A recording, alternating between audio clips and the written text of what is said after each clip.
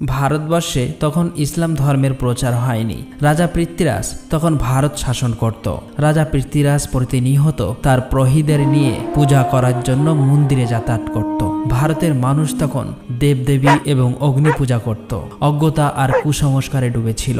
ওই সময় একদিন রাতে হযরত খাজা মঈনুদ্দিন চিশতি রহমাতুল্লাহ আলাইহি তার নিজ গৃহে শায়িত ছিলেন। গভীর রজনীতে তিনি স্বপ্নে দেখলেন রাসূল সাল্লাল্লাহু আলাইহি ওয়াসাল্লাম বলছেন, হে খাজা মঈনুদ্দিন, তুমি হিন্দুস্তানে যাও, সেখানে গিয়ে দ্বীনের দাওয়াত দাও, ইসলাম ধর্ম প্রচার করো। হিন্দুস্তানের মানুষ কুসংস্কারের মধ্যে পড়ে আছে, তুমি যাও, তাদেরকে আল্লাহর পথে ফিরিয়ে আনো। এই স্বপ্ন দেখে খাজা মঈনুদ্দিন চিশতি জাগ্রত হলেন। অতঃপর দেরি না করে পরের দিন খাজা মঈনুদ্দিন চিশতি বেশ কয়েকজন সঙ্গী সাথী সহ হিন্দুস্তানের পথে রওনা হলেন। বেশ কয়েকদিন অনেক পথ অতিক্রম করার পর ভারতের রাজস্থানের আজমির নামক স্থানে প্রবেশ করলেন। সেখানে তখন রাজা পৃথ্বীরাজ শাসন করত। তার বিরুদ্ধে কথা বলে এমন কারো সাহস ছিল না। এদিকে খাজা মঈনুদ্দিন চিশতি ও তার সঙ্গী সাথীরা অনেক পথ অতিক্রম করে ক্লান্ত হয়ে পড়েছিল। তাই খাজা মঈনুদ্দিন চিশতি এবং তার সঙ্গীরা আজমিরের তারাগাড় পাহাড়ের নিচে বিশ্রাম নিচ্ছিলেন। ঠিক ওই সময় নামাজের সময় হয়ে গিয়েছিল। সেই জন্য খাজা মঈনুদ্দিন চিশতি তার সঙ্গীদের বললেন, তোমরা পানির সন্ধান করো, কেননা অজু করতে হবে, নামাজের সময় হয়ে গিয়েছে। তখন দুইজন সঙ্গী একটি লোটা নিয়ে পানির সন্ধানে বার হলেন। কিছু দূর যাবার পর তারা দেখল বিশাল একটা বড় সাগর সামনে দেখা যাচ্ছে, যেটি বর্তমানে আনা সাগর নামে পরিচিত। তারা আনা সাগরের সামনে গিয়ে দেখল রাজার সেনাবাহিনী আনা সাগরের চারিদিকে ঘিরে রেখেছে। তাদেরকে দেখা মাত্রই সেনাবাহিনী বলল, আপনারা কে, আর এর আগে তো কখনই দেখিনি, এখানে কি চাই? সঙ্গী দুজন বলল, আমরা হলাম খাজা মঈনুদ্দিন চিশতির মুরিদ, আমরা এখানে অজু করার জন্য এক লোটা পানি নিতে এসেছি। এটা শুনে সেখানে থাকা সমস্ত সেনাবাহিনী উচ্চস্বরে হাসতে লাগলো আর বলল, আপনারা কি রাজা পৃথ্বীরাজের নাম শোনেননি? তার হুকুম অমান্য করলে কঠিন শাস্তির ব্যবস্থা হবে। এই সাগরে অন্য কারোর পানি নেওয়া তো দূরের কথা, পানিতে হাত দেওয়াও নিষেধ, কারণ এই পানি তাহলে অপবিত্র হয়ে যাবে। এই কথা বলে তাদেরকে তাড়িয়ে দিলেন। দুইজন সঙ্গী ব্যথাভরা মন নিয়ে খাজা মঈনুদ্দিন চিশতির নিকটে ফিরে আসলেন। তখন খাজা মঈনুদ্দিন চিশতি বললেন, তোমাদের কি হয়েছে? তোমরা কি পানির সন্ধান পাওনি? এবার ওই দুজন বলল, হুজুর, পানি তো পেয়েছি, কিন্তু আমাদের দেয়নি, তাড়িয়ে দিয়েছে, আর বলেছে রাজা পৃথ্বীরাজ এই পানি নেওয়ার জন্য কারো অনুমতি দেয় না, তার হুকুম অমান্য করলে কঠিন শাস্তি দিতে বাধ্য হবে। তাদের সব কথা শুনে খাজা মঈনুদ্দিন চিশতি আল্লাহর দরবারে দোয়া করার পর তাদেরকে বললেন, তোমরা আনা সাগরের সামনে গিয়ে বলবে খাজা মঈনুদ্দিন চিশতি আমাকে পাঠিয়েছে। অতঃপর দুইজন সঙ্গী আবারও অজুর পানি আনার জন্য রওনা হলেন। তারা যখন আনা সাগরের সামনে গিয়ে হাজির হলো, সেনাবাহিনীরা তাদেরকে দেখে বলল, কি ব্যাপার, তোমরা আবার এসেছো কেন? তখন তারা বলল, অজুর পানি নিতে এসেছি। সেনাবাহিনী বলল, বলেছি না পানি দেওয়া যাবে না? রাজা পৃথ্বীরাজ শুনলে এতক্ষণ তোমাদের হয়তো জীবন চলে যেত, আমরা কোনো মতেই পানি দেব না। তখন তারা বলল, আমরা তোমাদের কাছে পানি চাইব না, এই আনা সাগরের কাছেই পানি চাইতে এসেছি। এই কথা শুনে সেখানে থাকা সমস্ত সেনাবাহিনী উচ্চস্বরে হাসতে লাগলো। ঠিক ওই সময় তারা আল্লাহর দরবারে দোয়া করার পর হাতে থাকা লোটাটি এগিয়ে দিয়ে বলল, হে আনা সাগর, আমরা খাজা মঈনুদ্দিন চিশতি রহমাতুল্লাহ আলাইহির মুরিদ, খাজা মঈনুদ্দিন চিশতি আমাদেরকে পাঠিয়েছে, আল্লাহর হুকুমে এই লোটার মধ্যে চলে এসো। এই কথা বলার সাথে সাথে এক নিমেষেই সেই বিশাল আনা সাগরের পানি লোটার মধ্যে চলে এলো। চোখের সামনেই এমন বিস্ময়কর অলৌকিক ঘটনা দেখার পর সেখানে থাকা সমস্ত সেনাবাহিনী বিস্ময়ে হতবাক হয়ে গেলেন। দেরি না করে সাথে সাথে তারা কলেমা পড়ে ইসলাম ধর্ম গ্রহণ করলেন। আর কিছুজন ছিল কট্টর হিন্দুত্ববাদী। তাদের মনে হয়েছিল এটি কোনো জাদুর প্রভাব, তাই তারা পৃথ্বীরাজকে খবর দেওয়ার জন্য দ্রুত রাজ দরবারে চলে আসলেন। রাজা পৃথ্বীরাজ তাদেরকে দেখে বললেন, কি ব্যাপার, তোমাদের চোখে মুখে এমন ভয়ের চিহ্ন দেখাচ্ছে কেন? তখন তারা বলল, রাজামশাই, সর্বনাশ হয়ে গেছে। রাজা পৃথ্বীরাজ বলল, কি হয়েছে? তখন তারা বলল, রাজামশাই, কোথা থেকে যেন এক বিশাল বড় জাদুঘর এখানে এসেছে, দেখলে তাদের ফকির মনে হবে, কিন্তু তারা তাদের জাদুর প্রভাবে সমস্ত আনাসাগরের পানি একটি লোটার মধ্যে নিয়ে নিয়েছে। এই কথা শোনা মাত্রই রাজা পৃথ্বীরাজের মাথায় যেন আকাশ ভেঙে পড়ল।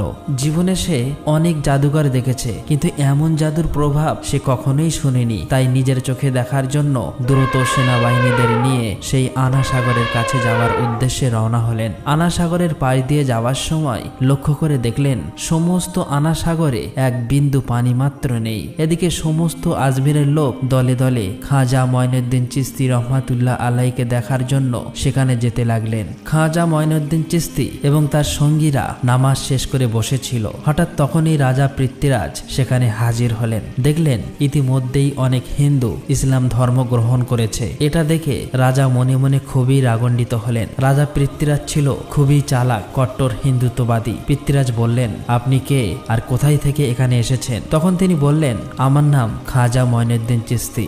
আল্লাহর হুকুমে আর রাসূল সাল্লাল্লাহু আলাইহি ওয়াসাল্লামের নির্দেশে আমি এখানে এসেছি। পৃথ্বীরাজ বললেন, আপনি আপনার জাদুর প্রভাবে এই পানি কেন শুকিয়ে দিয়েছেন? তখন খাজা মঈনুদ্দিন চিশতি বললেন, আমি কোনো জাদুকর নই, আমি হলাম আল্লাহর বান্দা। আল্লাহর হুকুম পালন করার জন্যই পানি আনতে গিয়েছিলাম, কিন্তু পানি না দেওয়ার কারণে এই পানি আল্লাহ শুকিয়ে দিয়েছে। এই কথা শুনে সেখানে থাকা সমস্ত লোক বিস্ময়ে হতবাক হয়ে এক দৃষ্টিতে খাজা মঈনুদ্দিন চিশতির দিকে তাকিয়ে রইলেন। পৃথ্বীরাজ ছিল খুবই চালাক এবং প্রতারক। সে বুঝতে পেরেছে এ সাধারণ কোনো মানুষ নয়। তাই সে কান্নার অভিনয় করে নত হয়ে বললেন, ঠিক আছে, আমাদের সবার কষ্ট হলেও কোনো অসুবিধা নেই, কিন্তু ছোট বাচ্চা এবং নিরপরাধ সাধারণ মানুষের কথা চিন্তা করে পানি আবার আগের জায়গায় ফিরিয়ে দিন। দয়া করে এই অনুরোধটুকু রাখুন। এই কথা শুনে খাজা মঈনুদ্দিন চিশতি দুইজনকে ওই লোটা নিয়ে আনা সাগরের দিকে যাওয়ার নির্দেশ দিলেন। দুইজন সঙ্গী লোটা নিয়ে আনা সাগরের কাছে গেল এবং ওই লোটাটি আনা সাগরে রাখার সাথে সাথেই আনা সাগর আবার আগের মতো পানিতে পরিপূর্ণ হয়ে গেল। এই সমস্ত ঘটনা দূর থেকে তারা দেখছিল। তাই সেখানে থাকা সমস্ত লোক জিজ্ঞাসা করলো, আপনি কোন দেবতার পূজা করেন? খাজা মঈনুদ্দিন চিশতি বলল, আমি আমার রব এক আল্লাহর ইবাদত করি। সেখানে থাকা সেই লোকগুলো বলল, আমরাও আজ থেকে আপনার সেই এক আল্লাহর ইবাদত করতে চাই। সেখানে থাকা সমস্ত লোক একে একে ইসলাম ধর্ম গ্রহণ করলো, কিন্তু রাজা পৃথ্বীরাজ এটা মেনে নিতে পারেনি। তাই সে খুব রেগে গিয়ে রাজ দরবারের দিকে ফিরে আসতে লাগলেন। পরের দিন পৃথ্বীরাজ রাজ দরবারের একটি জরুরি মিটিংয়ের আয়োজন করলেন। পৃথ্বীরাজ বললেন, যেভাবেই হোক এই ফকিরকে এখান থেকে তাড়িয়ে দিতে হবে, একে শেষ করতে হবে। এই বিষয়ে তোমাদের কোনো পরামর্শ থাকলে তাড়াতাড়ি বলো। তখন মন্ত্রী বলল, রাজা মশাই, এই ফকির তো কোনো সাধারণ মানুষ নয়, সে তো একজন বড় জাদুঘর। তার জাদুর প্রভাবে সবাইকে যেভাবে একে একে ইসলাম ধর্মে নিয়ে যাচ্ছে, একদিন তো ভারতবর্ষে হিন্দু ধর্ম পালন করার মতো আর কেউই থাকবে না। তার সাথে মোকাবেলা করতে হলে বিশাল বড় জাদুঘরের দরকার। তখন সেখানে থাকা একজন সেনাবাহিনী বলল, রাজামশাই, আমাদের দেশে এর চেয়েও একজন বড় জাদুঘর আছে। তখন পৃথ্বীরাজ বলল, তার নাম কি? তখন সেনাবাহিনীটি বলল, সে হলো জয়পাল জাদুকর। পৃথ্বীরাজ বলল, যাও, তাকে তোমরা এই রাজদরবারে নিয়ে এসো। অতঃপর কয়েকজন সৈন্যবাহিনী জয়পাল জাদুকরের সাথে সাক্ষাৎ করার জন্য রওনা হলেন। কিছুক্ষণ পর জয়পাল জাদুকরের বাড়ির কাছে গিয়ে দেখল জয়পাল আকাশে ভাসমান অবস্থায় গভীর ধ্যানে মগ্ন।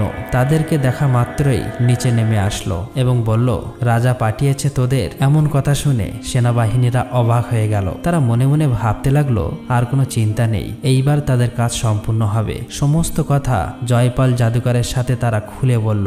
অতঃপর তারা দেরি না করে জয়পাল জাদুকরকে রাজ দরবারে নিয়ে হাজির করলো। জয়পাল বললেন, রাজামশাই, আমাকে ডেকেছেন কেন? রাজা পৃথ্বীরাজ বললেন, শুনেছি আপনি ভারতবর্ষের সবচেয়ে বড় জাদুকর। আমরা তো সবাই একটা সমস্যার মধ্যে পড়ে গেছি, তোমাকে এটা উদ্ধার করতে হবে। তখন জয়পাল বললেন, বলুন, আপনার জন্য কি করতে পারি? পৃথ্বীরাজ বললেন, আপনিও হিন্দু আর আমরা সবাই হিন্দু, কিন্তু কোথা থেকে এক ফকির এসে একে একে সবাইকে তার জাদুর প্রভাব দেখিয়ে হিন্দু ধর্ম ত্যাগ করে ইসলাম ধর্মে নিয়ে যাচ্ছে। তার সাথে তোমার মোকাবেলা করতে হবে। তাকে যদি তুমি দেশ থেকে তাড়াতে পারো অথবা একেবারে শেষ করে দিতে পারো, তাহলে তোমার জন্য মহামূল্যবান পুরস্কার রয়েছে। এই কথা শুনে জয়পাল বললেন, মহারাজ, আপনি চিন্তা করবেন না। কত বড় বড় জাদুঘর আমার কাছে নত স্বীকার করেছে, আর ও তো সামান্য একজন ফকির। ওকে শেষ করে তবেই আমি তোমার সামনে হাজির হব। অতঃপর আর দেরি না করে জয়পাল জাদুকর তার জাদুর সাহায্যে গরিবে নওয়াজ খাজা মঈনুদ্দিন চিশতি রহমাতুল্লাহ আলাইকে খুঁজতে লাগলেন। কিছু দূর যাবার পর জয়পাল জাদুকর দেখলো গরিবে নওয়াজ খাজা মঈনুদ্দিন চিশতি চিস্তি তারাগাড় পাহাড়ে একটি পাথরের এক কোণে আল্লাহর ইবাদতে মগ্ন আছে, কোনো দিক তাকাচ্ছে না। এটা দেখে জয়পাল জাদুঘর পিছন দিক থেকে ওই দিকে এগিয়ে গেল। জয়পাল বলতে লাগলো, এই ফকিরকে মারা আমার কাছে তো সামান্য কাজ, আমি পিছন দিক থেকে এসেছি তাও দেখতে পাইনি, এটা কোনো জাদুঘর হলো? এই কথা বলে তার জাদুর প্রভাবে সেই পাহাড় থেকে একটি বিশাল বড় পাথর উঠিয়ে যেমনি খাজা মঈনুদ্দিন চিস্তিকে চাপা দিতে যাবে, এমন সময় খাজা মঈনুদ্দিন চিস্তি একটি আঙুল উঠিয়ে বলল, হে তারাগার পাহাড়ের পাথর, তুমি দেখছো না আমি আল্লাহর ইবাদত করছি? হে পাথর, তুমি যদি আল্লাহর পক্ষ থেকে আসো তাহলে আমাকে চাপা দিয়ে মেরে ফেলো, আর যদি শয়তানের পক্ষ থেকে আসো ওখানেই দাঁড়িয়ে যাও। এই কথা শুনে পাথর সেখানেই থমকে দাঁড়িয়ে পড়ল, 1 ইঞ্চি নড়ল না। জয়পাল জাদুকর একের পর এক জাদুর প্রভাব দেখাচ্ছে কিন্তু কিছুই করতে পারছে না। এই ক্ষমতা দেখে জয়পাল জাদুকর বিস্ময়ে হতবাক হয়ে গেল। জয়পাল বুঝতে পেরেছে যে ইনি সাধারণ কোনো মানুষ নয়, তার কাছে আমার এই জাদু কখনোই চলবে না। তাই দেরি না করে জয়পাল জাদুকর সঙ্গে সঙ্গে খাজা মঈনুদ্দিন চিস্তিয়ার কাছে হার স্বীকার করলো এবং ইসলাম ধর্ম গ্রহণ করলো। পরের দিন থেকে সারা ভারতবর্ষে এই খবর ছড়িয়ে পড়ল যে ভারতের সবচেয়ে বড় জাদুকর জয়পাল একজন ফকির, যার নাম গরিবে নওয়াজ খাজা মঈনুদ্দিন চিস্তি, তার কাছে হেরে গিয়ে ধর্ম ত্যাগ করে ওই ফকিরের ধর্ম গ্রহণ করেছে। তিনি এমন এক রবের ইবাদত করে যার কাছে কোনো শক্তি জিততে পারে না। সমস্ত ভারতের মানুষ বলতে লাগলো, তিনি এমন কোন রবের ইবাদত করে যে তার কাছে সবাই হেরে যাচ্ছে? তাহলে সেই রবের ক্ষমতাই বা কত বড়, আমাদের উচিত ওই রবের ইবাদত করা। এই কথা বলে দলে দলে সবাই ইসলাম ধর্ম গ্রহণ করার জন্য খাজা মঈনুদ্দিন চিস্তি রহমাতুল্লাহ আলাইহির কাছে যেতে লাগলো। এই খবর পেয়ে রাজা পৃথ্বীরাজ খুবই চিন্তিত হয়ে পড়লেন। তিনি বুঝতে পারছেন না এবার তিনি কি করবেন।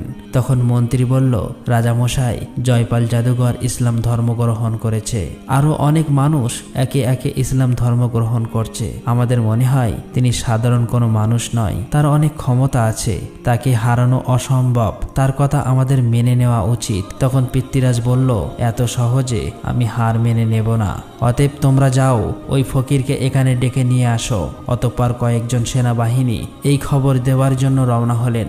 সেখানে হাজির হয়ে বললেন, রাজামশাই আপনার সাথে খুবই গুরুত্বপূর্ণ কথা বলার জন্য আপনাকে ডেকেছেন। তখন খাজা মঈনুদ্দিন চিস্তি নিজেই রাজা পৃথ্বীরাজের সাথে কথা বলার জন্য বেরিয়ে পড়লেন।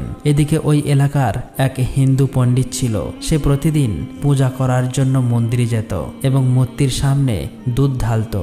একদিন তার মেয়ে সেই পণ্ডিতকে জিজ্ঞাসা করলো, বাবা, আপনি প্রতিদিন দুধ নিয়ে মন্দিরে যান, মন্দিরে ওই মূর্তি কি দুধ পান করে? তখন হিন্দু পণ্ডিতটি বলল, মা, মূর্তি কখনো দুধ পান করে না, ওই মূর্তিগুলোকে আমরা পুজো করি। তখন তার মেয়ে বলল, বাবা, আমি ওই মূর্তিটির দুধ খাইয়ে তবেই আসবো, আমি দেখতে চাই যে আসলেই এই দুধ পান করে কিনা। তখন হিন্দু পণ্ডিত বলল, মা, এমন কথা বলতে নেই, সে তো আমাদের ভগবান, মূর্তি কি কখনো দুধ পান করে? তবে মন্দিরে যেদিন কেউ থাকবে না তুমি সেদিন গিয়ে দেখতে পারো। অতঃপর একদিন তার মেয়ে দুধ নিয়ে ওই মন্দিরে হাজির হলো। ওই মূর্তির সামনে গিয়ে বলল, তুমি তো আমাদের ভগবান, তাহলে নিশ্চয়ই আমার কথা শুনছো।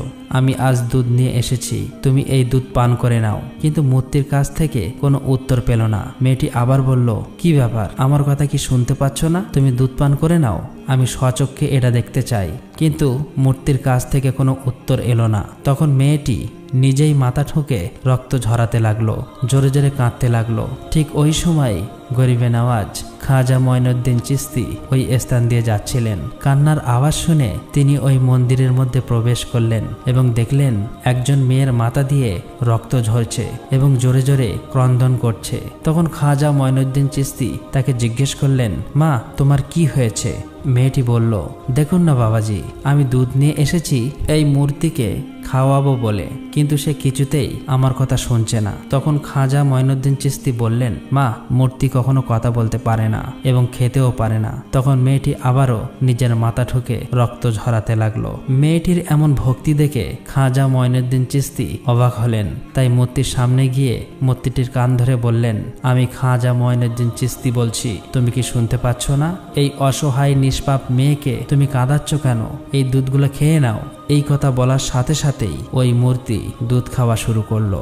এটা দেখে মেয়েটি খুবই খুশি হলো এবং আনন্দে সেখান থেকে চলে আসলো। মেয়েটি যখন গ্রামে প্রবেশ করলো, অনেকেই বলতে লাগলো এই মেয়েটি হয়তো কোনো অপকর্ম করে এসেছে, সবাই কলঙ্কিত করছে, এখন আমাদের কি হবে। সেখানে ওই মেয়েটির বাবাও উপস্থিত ছিল। তারা সবাই বলতে লাগলো কি ব্যাপার, তোমার এই অবস্থা কেন? মেয়েটি বলল, বাবা আমি মূর্তিকে দুধ খাইয়ে এসেছি।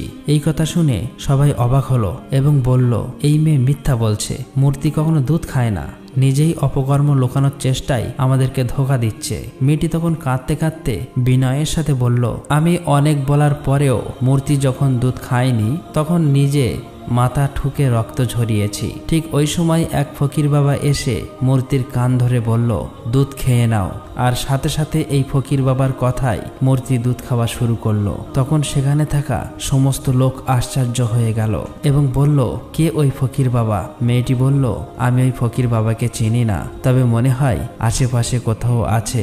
তারা সবাই খাজা মঈনুদ্দিন চিশতিয়ার সাথে সাক্ষাৎ করার উদ্দেশ্যে বেরিয়ে পড়লেন। এদিকে খাজা মঈনুদ্দিন চিশতি ততক্ষণে পৃথ্বীরাজের দরবারে এসে হাজির হলেন। পৃথ্বীরাজ বললেন, হে ফকির বাবা তুমি কি চাও? খাজা মঈনুদ্দিন চিশতি বললেন, আমি ভারতের মানুষকে অন্ধকার থেকে দূরে সরিয়ে কোরআনের আলো দিয়ে আলোকিত করতে চাই। আমি চাই সবাই কুসংস্কার ছেড়ে তওবা করে আল্লাহর পথে ফিরে আসুক, যিনি পৃথিবীর মালিক, যিনি আখিরাতের মালিক, যিনি বললেই এক নিমেষেই সব হয়ে যায়। আমাদের সবার রিজিকের মালিক, জন্ম মৃত্যু সবকিছু তারই ক্ষমতা। সেই মহান আল্লাহ তাআলার ইবাদত করতে চাই, আমি কারো ক্ষতি চাই না। তিনি যখন এসব কথা বলছে ঠিক ওই সময় একজন ইসলাম বিদ্বেষী ব্যক্তি তার আধ্যাত্মিক ক্ষমতা পরীক্ষা করতে এসে বলল, তিনি যদি সত্যিকারের আধ্যাত্মিক শক্তিধর হন তবে পানি থেকে আগুন তৈরি করে দেখান। খাজা মঈনুদ্দিন চিশতি রহমাতুল্লাহ আলাইহে আল্লাহর নাম স্মরণ করে পানির উপর ফুঁ দিলেন এবং সেই পানি থেকে আগুন বের হতে শুরু করে। চোখের সামনেই এমন বিস্ময়কর অলৌকিক ঘটনা দেখে ওই ব্যক্তি খাজা মঈনুদ্দিন চিশতির কাছে ক্ষমা চায় এবং তার ক্ষমতায় বিশ্বাসী হয়ে সাথে সাথেই ইসলাম ধর্ম গ্রহণ করে। ওই সময় এই রাজদরবারের সমস্ত মানুষ সহ রাজা পৃথ্বীরাজও বুঝতে পেরেছিলেন যে এমন আল্লাহওয়ালা মানুষের সাথে কখনোই মোকাবেলা করা সম্ভব নয়। অনেক অলৌকিক ঘটনা দেখার পর তারা আর দেরি করলেন না, ক্ষমা চাইলেন এবং সঙ্গে সঙ্গে তারা খাজা মঈনুদ্দিন চিশতির হাতে হাত দিয়ে মুরিদ হয়ে গেলেন এবং ইসলাম ধর্ম গ্রহণ করলেন। খাজা মঈনুদ্দিন চিশতি তাদেরকে ক্ষমা করে দিলেন। অতঃপর খাজা মঈনুদ্দিন চিশতি সেখান থেকে চলে আসলেন। খাজা মঈনুদ্দিন চিশতি তার সঙ্গী সাথী সহ তারাগার পাহাড়ের ওই স্থানে অবস্থান করলেন। খাজা মঈনুদ্দিন চিশতি যখন এক স্থানে আল্লাহর ইবাদতে মগ্ন ছিলেন, ঠিক ওই সময় হিন্দু পণ্ডিত সহ ওই লোকগুলো ওই স্থান দিয়ে যাচ্ছিলেন। তখন হিন্দু পণ্ডিতের ওই মেয়েটি বলল, ওই দেখুন ওই যে ফকির বাবা বসে আছে, ওই ফকির বাবার কথায় মূর্তি দুধ খেয়েছিল। তখন তারা একে একে সবাই খাজা মঈনুদ্দিন চিশতি রহমাতুল্লাহ আলাইহির কাছে হাজির হলেন এবং বললেন, হে ফকির বাবা আপনি কে, আর আপনি কোন এমন জাদু জানেন যে আপনার কথায় মূর্তি দুধ খেয়েছে? খাজা মঈনুদ্দিন চিশতি বললেন, আমি তো আল্লাহর এক বান্দা, আমার কথায় কিছুই হয় না, আমার আল্লাহ যা বলে তাই হয়ে যায়, আমি সেই আল্লাহর ইবাদত করি। তখন তারা বলল, আমরা আজ থেকে সেই আল্লাহর ইবাদত করতে চাই। এই ভারতে তো সবাই একে একে ইসলাম ধর্ম গ্রহণ করেছে, আমাদেরকেও ইসলাম ধর্ম গ্রহণ করিয়ে দিন। অতঃপর তারা সকলেই ইসলাম ধর্ম গ্রহণ করলেন। এই ঘটনার কয়েকদিন পর খাজা মঈনুদ্দিন চিশতি সেখানে একটি জঙ্গলের মধ্য দিয়ে যাচ্ছিলেন। যাওয়ার সময় দূরে লক্ষ্য করে দেখলেন কয়েকজন হিন্দু পণ্ডিত এবং সেখানে থাকা বিভিন্ন লোকজন অগ্নি পূজা করছে। এটা দেখে খাজা মঈনুদ্দিন চিশতি তাদের দিকে এগিয়ে গেলেন এবং বললেন, আপনারা আগুন পূজা করছেন কেন? এই আগুন আপনাদের কি উপকার করে? তখন তারা বলল, এই আগুন হলো আমাদের খোদা, আগুনকে খুশি করছি, মৃত্যুর পরে নরকের আগুন থেকে মুক্তি পাওয়ার জন্য আগুন পূজা করছি। তখন খাজা মঈনুদ্দিন চিশতি রহমাতুল্লাহ আলাইহি বললেন, আচ্ছা বেশ, তাহলে আপনারা আগুনকে খুশি করছেন, আগুনকে স্পর্শ করুন তো, আগুন আপনাদের জ্বালিয়ে দেয় কিনা। তখন সেখানে থাকা আরেকজন বলল, এটা আবার কেমন ধরনের কথা? আগুনে হাত দিলে তো হাত পুড়েই যাবে। তখন খাজা মঈনুদ্দিন চিশতি বললেন, আপনারা এমন খোদার পূজা করেন যে ওই খোদা তোমাদেরকে পুড়িয়ে দেবে, কিন্তু আমি এমন এক খোদার পূজা করি যার হুকুমে আগুন ঠান্ডা হয়ে যায়। এই কথা শুনে সেখানে থাকা আরেকজন হিন্দু পণ্ডিত অট্টহাসি করে বলল, আগুনের ধর্ম তো পোড়ানো, আর আপনি যেহেতু বলছেন তাহলে আপনি আমাদের স্বচক্ষে দেখান। তখন খাজা মঈনুদ্দিন চিশতি রাহমাতুল্লাহ আলাইহি আগুনকে লক্ষ্য করে বললেন, হে আগুন, আমি আল্লাহর এক বান্দা খাজা মঈনুদ্দিন চিশতি বলছি, আল্লাহর হুকুমে তুমি ঠান্ডা হয়ে যাও। এই কথা বলে খাজা মঈনুদ্দিন চিশতি আগুনের মধ্যে প্রবেশ করলেন, কিন্তু তারা অবাক হয়ে দেখলেন খাজা মঈনুদ্দিন চিশতি আগুনের মধ্যে প্রবেশ করল, কিন্তু একটুও পুড়ে যায়নি। এই অলৌকিক ঘটনা স্বচক্ষে দেখার পর তারা সবাই অবাক হয়ে গেলেন এবং বললেন, আপনি কে আর আপনি কোন খোদার ইবাদত করেন? তখন খাজা মঈনুদ্দিন চিশতি বললেন, আমার নাম গরিবে নওয়াজ খাজা মঈনুদ্দিন চিশতি, যিনি বিশ্ব জগৎ সমূহের প্রতিপালক, তিনি ছাড়া কোনো উপাস্য নাই, তিনি এই সমস্ত ক্ষমতার মালিক, এক আল্লাহর ইবাদত করি। তখন সেখানে থাকা সমস্ত লোক বলল, আমরাও আজ থেকে সেই মালিকের ইবাদত করতে চাই। এই বলে সেখানে থাকা সমস্ত মানুষ ইসলাম ধর্ম গ্রহণ করে নিল। আর এভাবেই খাজা মঈনুদ্দিন চিশতি রাহমাতুল্লাহ আলাইহি ভারতবর্ষে এসে কোরআনের আলো দিয়ে ইসলাম ধর্ম প্রচার করল। আল্লাহ তাআলার দেওয়া অলৌকিক ঘটনা দেখার পর কোটি কোটি হিন্দু ইসলাম ধর্ম গ্রহণ করেছিল, যা এক নজিরবিহীন দৃষ্টান্ত। আর এভাবেই সমগ্র ভারতে ইসলাম ধর্ম ছড়িয়ে পড়ল। তো প্রিয় বন্ধুরা, আপনারা যদি চান যে খাজা মঈনুদ্দিন চিশতি রাহমাতুল্লাহ আলাইহের মৃত্যুর পরে যেসব অলৌকিক ঘটনা ঘটে গিয়েছে তার পাঠ যদি আপনারা চান, অবশ্যই কমেন্ট বক্সে লিখবেন। আর আজ এই পর্যন্ত ভিডিওটি কেমন লেগেছে অবশ্যই কমেন্ট করবেন। আসসালামু আলাইকুম।